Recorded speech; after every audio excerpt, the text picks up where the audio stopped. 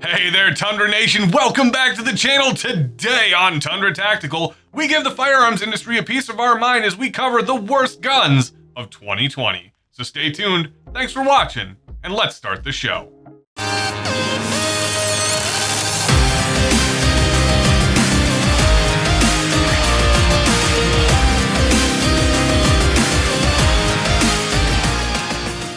Before we dive into our list of some of the most loathsome industry offerings this year, we wanted to give you guys a friendly reminder to subscribe to the channel and make sure to ring that notification bell. If you're wondering right now where our traditional threat of violence is if you don't, well, I've turned over a new leaf and I've decided that I'm going to try to be nice for a change. It's a trap! Actually, if I'm honest, all the threats of rage and violence at people who don't subscribe to the channel are still there. But my therapist said if I don't find a way to control it, I'm gonna have a heart attack. Now it's bottled away, festering. And I wonder whose mistake in the future I get to take that all out on. Speaking of mistakes, don't make one by forgetting to check out this week's sponsor, DLD VIP. DLD is not just a gun shop with both an online and physical location, but an education and training organization that does something kinda unique and cool. Their product webinar service covers pretty much everything under the sun, from knives and red dots to full-on firearms. Courses range from $25 to $500 depending on the product, and limited seats are available for each webinar. At the end, one lucky person gets to win that gun or piece of kit that was covered in the course, and everyone else gets the cost of that webinar credited to the purchase of that specific item. Thanks again, DLD VIP, for sponsoring this week's video. The Beretta 92X. Beretta fanboys can't help but bring up the fact that Beretta is the world's oldest firearms manufacturer, having been around for over 490 years. While that is true, it just means that like other gun companies that are similarly long in the tooth with gray hair, Colt, they've ceased creating innovative products and have become just content with making money off their own legacy. Your legacy is a lie. The Beretta 92X is this year's attempt to separate you from your hard-earned cash by updating an obsolete firearm with upgrades other guns have pioneered years ago. Sound familiar? Well, maybe it's because the Beretta 92 has essentially become the new 1911. Like the 1911, it's a former service pistol that got thrown out the door when its old age could no longer be ignored. It has legions of fanboys who are going to buy it because that's what I was issued in the service. And both crowds use the exact same rallying cry with only one word of difference. The 1911s scream, 2 World Wars! And our 92ers out there, they scream, 2 Gulf Wars! The 92X is merely and hopefully the last gasp at a decrepit design that's been trying to kill Navy SEALs since the 80s. Why won't you die? And should have been put to rest years ago. For 2020, Beretta just decided to mash all those 92 designs together and call it a day. They trumpet from the rooftops that you can now switch from an F model style safety decocker to a G model decocker only. Holy crap! Stop the presses! Nobody gives a fuck. Hey look, it's got a light rail. Cool! So do other Beretta models and most other serious handguns since like 2005. It's got an M9A3 inspired barrel. Awesome! Another piece taken from a different 92 model. Instead of delivering something new and exciting, Beretta just cobbled together a Franken-gun that's about as necessary as the state of Maine. Seriously, name one thing that Maine gives us other than, I don't know, lobster? You can't do it, can you? So do what the Navy SEALs did, just go with a Glock or a SIG. Speaking of Glock, it seems they continued their proud legacy of never listening to their fans again this year by ignoring the pleas for a new Glock with a 17 slide on a 19 frame, and instead they gave us literally the last thing that anybody wanted. A 22 long rifle Glock. What are those? Enter the Glock 44, the gun that's responsible for confusing FUDs everywhere. I'm sure the suits up at corporate looked at the humongous aftermarket for Glocks and saw companies like Advantage Arms making a respectable amount of money off 22 conversion kits and thought, hey, let's get a piece of that action by making a quality 22 striker-fired semi-auto pistol. Just jack up the price and it's easy money, right? Well, as we know with anything Glock, this actually worked. The Glock sheep flocked in droves to their local gun shops to pick up this abortion of engineering. And even though deep down inside they knew it wasn't the gun that they wanted, they're never going to admit that to anybody else.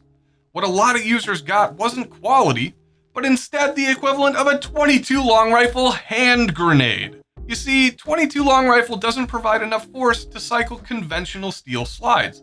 So in their infinite wisdom, Glock's engineers decided to use slides made out of the very stuff that made them famous in the first place. That's right, folks, you guessed it, polymer. Only their idea turned out to be a massive crap in the bed, as polymer doesn't react to tiny explosions the same way steel does. You don't say! In the early stages, out-of-battery detonations were prevalent, with many guns suffering cracked slides and extractor loss. Now, Glock did manage to get a handle on the situation, but not before looking like a total idiot and taking a massive bruise to their vaunted claims of Glock perfection. Apart from the whole exploding gun problem, we've got another bone to pick with that Glock 44. If you're gonna make a mid-sized .22 semi-auto, the least you can do is give me a decent ammunition capacity. Oh, come on! It's almost identical in size to the Glock 19, and if that thing can carry 15 rounds with a much bigger 9mm, then you can give me more than just 10 piddly .22 rounds. We understand the need to be able to sell to compliant states, but at least give me the option of having a bigger magazine in the box. Oh, and for all you Glock lovers out there, make sure to express the full magnitude of your brand loyalty, blinded hatred, and rage down in the comments below. It's always fun roasting you twice. Now that we've covered the two guns that literally nobody wanted and yet we still got, the story of 2020, am I right? Let's cover one gun that everyone hoped and prayed would return to the market, yet still sucked total ass when it did. Can you guess what it is? That's right, folks. We're talking about the Colt Python. I mean, Colt, come on. Can you guys do anything right lately? When the news broke that Colt was bringing back this legendary snake gun, the gun community rejoiced and collectively jizzed its pants. No more selling kidneys to afford those outrageous price gouging jerks on Gunbroker whenever one of the originals came up. Now everyone would be free to live out their Walking Dead fantasies with one of these new models. When release day came, guns flew off the shelves faster than Colt could put them out there. And then problems started cropping up. Unlike us no-talent ass clowns, actual prominent gun tubers who reviewed the guns found out that their shiny new revolvers were just flaming turds instead of the fearsome snakes of old. And before you ask, no, we didn't review it because we were too busy with more important things like learning how to make bread. And totally not because Colt never responded to our request for a Python. Several prominent examples of Pythons with loose side plate screws were observed, preventing the gun from firing in either single or double action. Others suffered from substandard mainsprings that caused light primer strikes when using non-US ammunition. And while at least one owner got his gun only to find that his iron sights had been installed backwards, what the hell? You were the chosen one! Last but not least in this cavalcade of screw-ups, many owners found their new Pythons suffering from damage around the muzzle crown of their brand new guns. To make matters even worse, Colt had apparently discovered this issue in the initial manufacturing run, then botched the fix and still managed to ship out damaged guns. Far from delivering on the promise and excitement of a modern classic reborn, Colt they only proved that their quality control had gone down the crapper and that it seemed like their gunsmiths had become just the living embodiment of Opie from Family Guy. What the? Cheap, lying, no good, rotten, four-flushing, low-life, snake-licking, dirt-eating, inbred, overstuffed, ignorant, blood-sucking, dog-kissing, brainless, dickless, hopeless, heartless, fat-ass, bug-eyed, stiff-legged, spotty-lipped, worm-headed sack of monkey is this. Man, I miss the days when Chevy Chase was actually funny. Okay, in all seriousness, this thing's a joke, right? Right, guys? I mean, like, they just went to SHOT Show and trolled the crap out of all of us, and it's not an actual gun. Like, please tell me it's not an actual gun.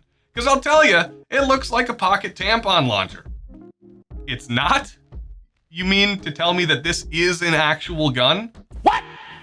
Who the hell buys a single-shot pistol in 2020?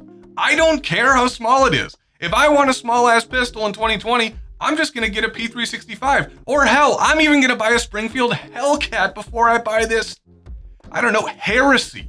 Literally, the only use I could see for this gun is if I had to have one and knew I was gonna get strip searched.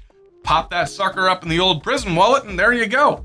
I mean, come on folks, once I saw this thing, it pushed me over the top and convinced me that 2020 was in fact the end of times and that God is dead. I mean, where do I even begin with this thing? If you count on this weapon to defend you, then you can guarantee that if you ever do get robbed, then even like little Timmy with his BB gun has more firepower than you. It's picky about how you grip it, and with those minimalist iron sights, you'll need blind luck just to hit anything. The reload is simply appalling, and the way you do it is unlike any other gun out there. No, if you like this gun, then I can say truthfully and unequivocally that I hate you, and I hope you burn in hell for all eternity. Hallelujah! Holy shit! Where's the Tylenol? Well, that about wraps it up for this week, folks. If you dislike this video, then I'll advise you to move to Louisiana. I hear it's really nice this time of year. But if you like the video, make sure to smash that thumbs up button and share it around with your friends. Consider subscribing to the channel and checking out our Patreon page to stay up to date on current and future content. And if you want to rep some Tundra swag, follow the link in the description below to our store on Teespring. Thanks for watching, Tundra Nation, and you can now find us on Instagram at Tundra Tactical MN.